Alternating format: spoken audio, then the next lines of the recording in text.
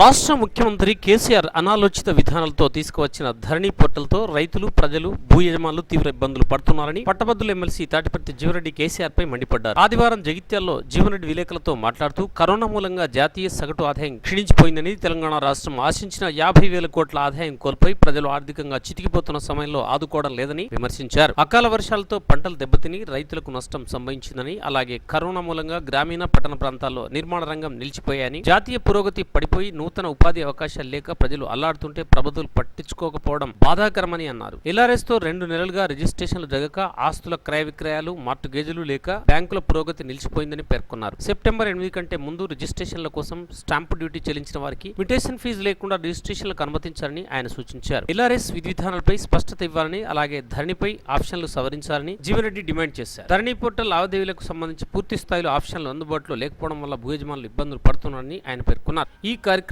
Municipal councillor Kallapalli Durgaiah, నక్క జీవన్, బండా శంకర్, దామోదర్ రెడ్డి, పుప్పాల అశోక్, గుంటి జగదీశ్వర్, గాజుల రాజేందర్, గాజంగి నందయ్య, గుండా మధు, లైసెట్టి విజయ్, మహిపాల్, వెంకటేష్, శివకుమార్ తదితరులు పాల్గొన్నారు.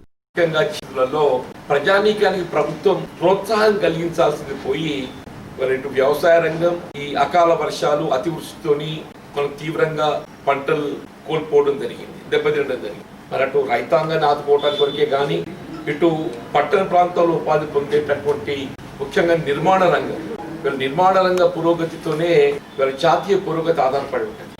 నిర్మాణ రంగానికి సంబంధించి మరి ఎల్ఆర్ఎస్ ల్యాండ్ రెగ్యులేషన్ స్కీమ్ ఏదైతే తెరమిదికి రావడం జరిగిందో దానికి తోడు ఈ రిజిస్ట్రేషన్ ప్రక్రియ నిలిచిపోవడం కూడా for the last 8th September నుండి ఇప్పటి వరకు ఏదైతుందో రిజిస్ట్రేషన్ ప్రక్రియ నిలిచిపోవడంతో మరి నిలిచిపోయిందని చెప్పక తప్పదని చెప్పంటుంది. నిలిచిపోవడంతో వీళ్ళ ఆస్తుల క్రయ విక్రయాలే కానీ వీళ్ళ కన్స్ట్రక్షన్ లో ఏదైతే మార్టిగేజ్ తో ఏదైతుందో బ్యాంకుల పురోగతి కూడా ఆధారపడి ఉంది. బ్యాంకుల పురోగతి నిలిచిపోయి నిర్మాణ రంగంతో పాటుగా విద్యార్థులు మన ఎడ్యుకేషన్ లోన్సే కానీ మొత్తం నిలిచిపోయింది అని చెప్పంటున్నాం. అసలు ఏదో దసరా ఆరంభమవుతుందని చెప్పిన ప్రభుత్వం పేర్కొన్నది. దసరా పోయింది, దీపావళి పోతుంది. ఇంతవరకు స్పష్టంగా అసలు ఏం జరగబోతుంది అనేది భూములకు సంబంధించి సరే ధరణి పోర్టల్ ప్రక్రియకు అనుగుణంగా ఏదైతే ధరణి పోర్టల్లో అప్లోడ్ చేయబడినటువంటి ఆస్తులు మాత్రం ఏదైతుందో రిజిస్ట్రేషన్ చేయబడటానికి ఇవాళ ప్రక్రియ ఆరంభింపబడ్డదని చెప్పని మనం గమనిస్తుంది. కానీ ఈ రిజిస్ట్రేషన్ ప్రక్రియలో ఇప్పటికీ స్పష్టత లేని అంశాలు ఇవాళ వాస్తవంగా ఏదైతున్నదో ఈ ఆస్తుల బదిలీకి సంబంధించి ఏ సంస్కరణలు మరి చేపట్టబడడం జరుగుతుందని చెప్పిన ప్రభుత్వం పేర్కొన్నదో ఈ సంస్కరణలు ఇలా విధానంలో సరళీకృతంగా ఆ సరళీకృతం చేయడంలో భాగంగా మ్యుటేషన్ అనేది రిజిస్ట్రేషన్ కు అనుసంధానం చేయడంతో ఏకకాలం లోపల ఏదైతుందో రిజిస్ట్రేషన్ ప్రక్రియ అట్లాగే మ్యుటేషన్ బదిలీ కూడా జరిగిపోతుందని చెప్పి ప్రభుత్వం పేర్కొనడం జరిగింది. కానీ ఈ రిజిస్ట్రేషన్ కు సంబంధించి ఏదైతున్నదో ఇవాళ చేపట్టబడేటువంటి అవకాశాలు ఉన్నాయి చెప్పంటారు.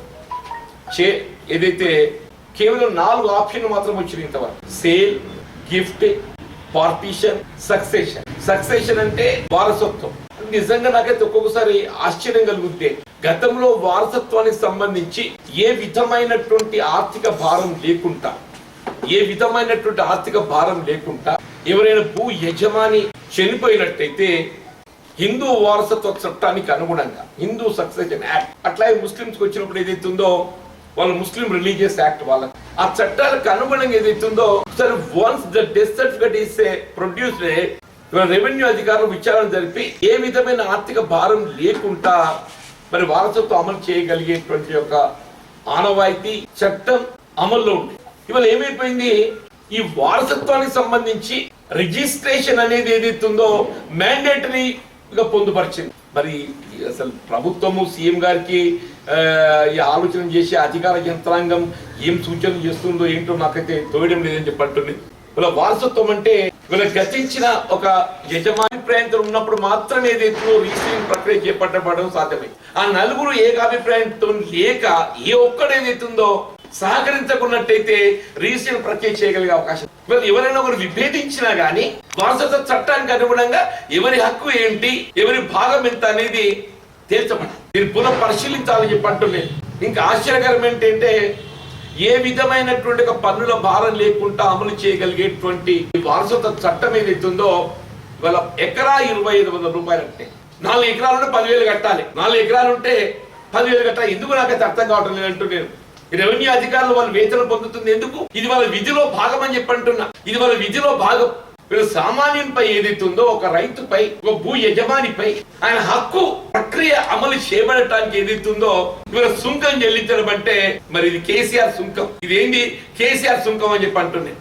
వీళ్ళకి సులభతరం ప్రక్రియ అంటే ఇదేనా? సులభతరం ప్రక్రియ అంటే ఏదైతుందో ఇదేనా అని చెప్పి అంటున్నాను. అది మ్యూటేషన్. వీళ్ళ సేల్ కి సంబంధించి కూడా ఒక డాక్యుమెంట్ రిజిస్టర్ చేయబడ్డట్టయితే ఒకటే document, single document. Suppose if that single document covers ఒక 5 ఎకరాలు ట్రాన్సాక్షన్ కవర్ చేస్తా అనుకోండి, ఆ సింగిల్ డాక్యుమెంట్ రిజిస్ట్రేషన్ ప్రక్రియ మ్యూటేషన్ అమలు చేయబడటానికి ఏదైతుందో 5 ఎకరాలు అంటే 5 × 2500 12,500 మనం సుంకం చెల్లించాలి. ఇంతవరకు ఏదైతుందో ఎక్కడ కూడా మ్యూటేషన్ ఫీజు లేదు. ఇంతవరకు ఏదైతుందో ఏ విధమైనటువంటి మ్యూటేషన్ సుంకం లేకుండా, మ్యూటేషన్ కి ఏదైతుందో ఆర్థిక భారం లేకుండా కేవలం రిజిస్ట్రేషన్ డాక్యుమెంట్ ఏదైతుందో రెవెన్యూ అధికారం ముందు దఖలు పరిచినట్టయితే అది అమలు చేయబడదు. సులభతరం చేయబడడం జరిగిందని చెప్పి సులభతరం చేయబడడం అంటే ఏంటి? కేసీఆర్ సుంకం. కేసీఆర్ సుంకం ఎకరా 2,500 రూపాయలు కేసీఆర్ సుంకం అమలు చేయబడదు ఒకటే document. If that covers 4 acres, 5 acres, 10 acres ఎంతైనా కానీ ఒక డాక్యుమెంట్ అమలు చేయడానికి ఏదైతుందో అందులో పొందుపరచబడినటువంటి ఒక ట్రాన్సాక్షన్ విలువను బట్టి మళ్ళీ స్టాంప్ డ్యూటీ కట్టినట్టు కట్టాలి. ఇచ్చేయమని చెప్పండి. Family settlement is different from partition. Family settlement లోపల ఏదైతుందో ఒకరు హక్కు కూడా పూర్తిగా కోల్పోతుంది. Can give up. ఇప్పుడు ఫ్యామిలీ సెటిల్మెంట్ కి ఏదైతుందో ఏ విధమైనటువంటి ఆప్షన్ లేదు అని చెప్పండి. ఫ్యామిలీ సెటిల్మెంట్ గిఫ్ట్ ఆప్షన్ ఇచ్చిండ్రు. Gift is only with in the family members ఇచ్చింది. అసలు ఏం జరుగుతుంది ఏంటి అనేది ఆ చేసినోడి తెలియదు, చేతులు తెలియదు అని చెప్పి అంటున్నాను. వీళ్ళ రాష్ట్రంలో దాదాపు 74 లక్షల ఫ్యామిలీ హోల్డింగ్స్ అఫీషియల్ అధికారికంగా రాష్ట్రంలో 74 లక్షల ఫ్యామిలీ హోల్డింగ్స్. 74 లక్షల ఫ్యామిలీ హోల్డింగ్స్ కు పట్టేదారు పాత్ర జారీ చేయబడలేదు for various reasons, for negligence of the revenue department or whatever it is. వాళ్ళు ఏదైతుందో మరి ఆ క్రయ విక్రయం ప్రక్రియ ఏదైతుందో వాళ్ళు చేసుకునే అవకాశం లేదు. దేశంలో ఎక్కడ లేని విధంగా ఏదైతుందో ఒక నూతన ప్రక్రియ నువ్వు చేపడతాబడుతున్నావు అని చెప్పి భావిస్తే it must be latest. Dharani portal is outdated. దాని ఏదైతుందో మీరు అప్డేట్ చేస్తున్నచ్చు బట్ ధరణి పోర్టల్ అనేది ఇవ్వాలి కాదు, ఇది ఇట్స్ అవుట్డేటెడ్. దేశంలో వివిధ రాష్ట్రాలలో ఏదైతుందో వివిధ పోర్టల్స్ అమల్లో ఉన్నాయి. తెలంగాణ రాష్ట్రమే కాదు, ఈవెన్ ఏపీలో కూడా అక్కడ అమల్లో ఉన్నది. మన పొరుగు రాష్ట్రం కర్ణాటక భూమి కావేరి అని చెప్పని మచ్ అడ్వాన్స్. భూమి కావేరి కర్ణాటక రాష్ట్రం లోపల ఏదైతుందో ల్యాండ్ ఎక్స్టెంటే కాదు, ల్యాండ్ ఎక్స్టెంట్ తో పాటుగా ఫీల్డ్ సర్వే ఒక్కసారి ఏదైతుందో అక్కడ భూమి రిజిస్ట్రేషన్ చేయబడాలని అంటే దాని కొలతలు హద్దులతో పాటుగా మనం లైక్ హౌస్ ప్లాట్ రిజిస్ట్రేషన్ ఎట్లా చేస్తామో అట్లా ఫోటో యుక్తంగా అట్లా రిజిస్ట్రేషన్ అయితే కర్ణాటక. నువ్వు లేటెస్ట్ చేస్తున్నప్పుడు ఏదైతుందో నువ్వు ఇతర రాష్ట్రాల్లో ఏ విధంగా జరుగుతుందో స్టడీ చేసి అంతకంటే నూతన సాంకేతిక పరిజ్ఞానంతో ఏదైతుందో మరింత అడ్వాన్స్ చేయాలి. కానీ భేషజాలకు పోయి ఏదైతుందో నాకనే మొత్తం సర్వం నేనే, నాకు తెలిసిందే ఒకటి తెలియదు అని చెప్పి అనుకుంటే ఎట్లనే ఎంత తెలిసినా కానీ ఏదైతుందో పొరుగు వాడిని చూసి అంతగా మెరుగు ప్రయత్నం చేయడం తప్పైతే లేదు కదా. మన సెషన్ లో ఏదైతే అది సూచన చేశాను నేను. సెలెక్ట్ కమిటీ పంపించి సెలెక్ట్ కమిటీలో ఏదైతుందో వివిధ రాష్ట్రాలలో ఏ ప్రక్రియ అమలు చేయబడుతుందో ఆ ప్రక్రియను మనం పరిశీలిద్దాం. ఆ ప్రక్రియను పరిశీలించి అందులో ఇంకేమైనా మనం మెరుగైన విధంగా చేద్దామంటే మనం చేద్దామని చెప్పింది.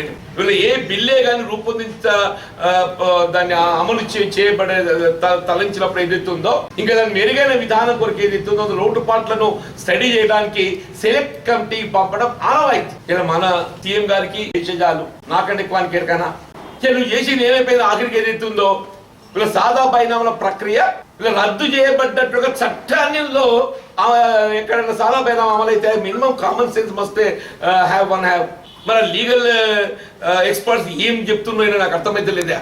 1971 ఏదైతే ల్యాండ్ రెవెన్యూ యాక్ట్ అది ఉందో అది ఈయనే రద్దు చేయబడ్డటువంటి గవర్నర్ ఆ ఉత్తర్వులతో వెలువడ్డ తదుపరి మళ్ళీ ఆ చట్టానికి అనుగుణంగా సాదా బైనామా అమలుకి ఏదైతుందో ఆప్షన్ వీళ్ళ కోర్టు మొట్టికాయలు వేస్తే మళ్ళీ దాన్ని ఏదైతుందో ఇవాళ మళ్ళీ అమెండ్మెంట్ పట్టుకొస్తుంది. నూతన చట్టంలో ఏదైతుందో ఇదివరకు ఆప్షన్ లేదని వీళ్ళు అందులో ఆప్షన్ ఇచ్చి దాని మీద సరి చేయడానికి అందులో పట్టుకొస్తామని చెప్పండి. అర్బన్ ప్రాపర్టీస్ కు సంబంధించి ఇంతవరకు ఏ విధమైన ప్రక్రియ లేదు. లాస్ట్ 2 months 8th September ఏదైతుందో రిజిస్ట్రేషన్ ప్రక్రియ నిలిచిపోయిందంటే దాదాపు 2 మాసాలు గడిచిపోయింది. ఇంతవరకు ఏదైతే ఉందో ఏ విధమైనటువంటి ఒక డాక్యుమెంట్స్ ఎగ్జిక్యూషన్ లేకపోతే మొత్తం నిర్మాణ ప్రక్రియ నిలిచిపోయింది. ధరణి పోర్టల్ సవరణ కూడా లేదు, మాడిఫికేషన్ ఆప్షన్ లేదు. ఇలా అధికారులు ఏదైనా పొరపాటు చేస్తే దాన్ని సవరించేటువంటి ఒక అవకాశం అయితే పోర్టల్ ఉండాలి కదా. ఇప్పుడు అమలు కావాలంటే ఆప్షన్ లేదు, సవరించే ఆప్షన్ లేదు. సవరణలు చేయవలసినటువంటి ఆవశ్యకత ఉందని చెప్పాను. ఇది ఫస్ట్ బి స్టడీడ్ థరోలీ చెప్పంటున్నాను నేను. దీన్ని రీసెంట్ ప్రక్రియ నిలిపేసి ఏదైతుందో ఇప్పుడు లేని సమస్యలు తెచ్చిపెట్టి నేను చెప్పంటున్నాను. నేను ఏదైతుందో నువ్వు చేసేది మంచి ఆలోచన చెప్పని భావించినప్పుడు సదుద్దేశంతో ఏదైతున్నదో పూర్తి స్థాయి లోపల దాన్ని పరిశీలించి భవిష్యత్తు లోపల ఏదైతుందో ఏ విధమైనటువంటి ఒక ఇబ్బందులు ఎదురు కాకుండా నువ్వు చట్టాలు రూపొందించాలి. ఆ విధంగా కాకుండా ఏ విధమైన పరిశీలన లేకుండా కేవలం ఏదైతుందో ఆయనకు తోచిందే వేదం అన్నట్టు ఏదైతుందో నువ్వు చట్టాలు రూపొందించాలని చెప్పని భావిస్తే వీళ్ళు చట్టాన్ని ఎవరు తయారు చేయాలి? రెవెన్యూ ఆఫీసర్ తయారు చేయాలి. ఈ రెవెన్యూ ఎక్స్పర్ట్స్ దాన్ని తయారు చేస్తలేడు, లీగల్ ఎక్స్పర్ట్ దాన్ని స్కూటింగ్ చేస్తలేడు. అన్ని సీఎం గారి కోసం రాత్రులు ఆయన స్కూటింగ్ చేస్తుండు, అక్కడ పోయి సంతకం పెట్టాలి, జీవో జారీ చేయాలి. అన్ని ఆయన అయిపోతున్నాడు. ఇంకో ఇది దాని పరిణామం ఇది అని చెప్పి అంటున్నాడు. రాష్ట్ర పురోగతి పూర్తి స్థాయి లోపల కుంటుపడటానికి సీఎం గారు నైతిక బాధ్యత వహించాలని చెప్పండి. మీరు సరళీకృతం చేయాలి, మెరుగైన విధానాన్ని అవలంబింప చేయాలని చెప్పి భావిస్తే రిజిస్ట్రేషన్ ప్రక్రియ లోపల ఏ విధమైనటువంటి ట్రాన్సాక్షన్స్ చేయగలిగినటువంటి ఆవశ్యకత ఉన్నదో సిపిసి సివిల్ ప్రొసీజర్ కోడ్ ఉంది, రిజిస్ట్రేషన్ యాక్ట్ ఉంది. రిజిస్ట్రేషన్ యాక్ట్ లోపల ఏ డాక్యుమెంట్లు చేయడానికి అవకాశం ఉన్నదో అవన్నీ కూడా పరిశీలించాలి.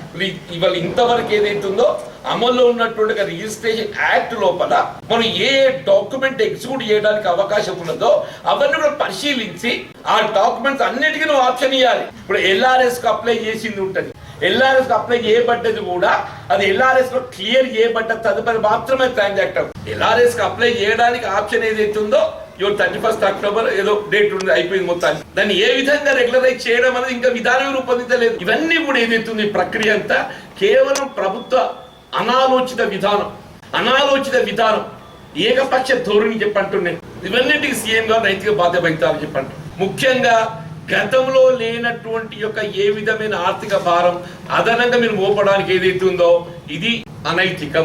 ఏదైతే కేసీఆర్ సుంకం నువ్వు విధించదలుచుకున్నావో ఈ తరుణం లోపల ఏదైతుందో ఇది అనైతికం, దాన్ని ఉపసంహరించుకోవచ్చు.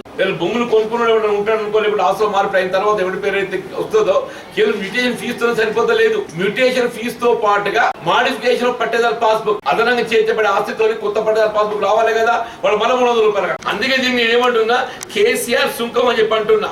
ఎందుకంటే జుట్టు పన్ను ఎట్టుండేనో జుట్టు పన్ను ఉండని చెప్పండి చరిత్రలో చదివే మన పాఠాలల్లో వీళ్ళు కేసీఆర్ సుంకం ఇది. ఎందుకంటే జుట్టు పన్ను ఇచ్చినట్టు మరి అప్పుడు దుర్గరాజు ఎలా దేశం నాకు ఎవరి పేరు కానీ ఎందుకంటే జుట్టు పన్ను వేసిండు ఔరంగజీబ్, మరి ఎలా ముస్లిం రూలర్స్ వేసిండే జుట్టు పన్ను, మోస్ట్లీ మైట్ బి ఔరంగజీబ్ అనుకుంటా. ఇలా కేసీఆర్ పన్ను ఎత్తుండ అన్నట్టు. ఇవాళ ఏదైతుందో గతంలో ఎన్నడూ లేని మ్యూటేషన్ ఫీజు అనేది కొత్త చేస్తుంది కేసీఆర్ సుంకం అని.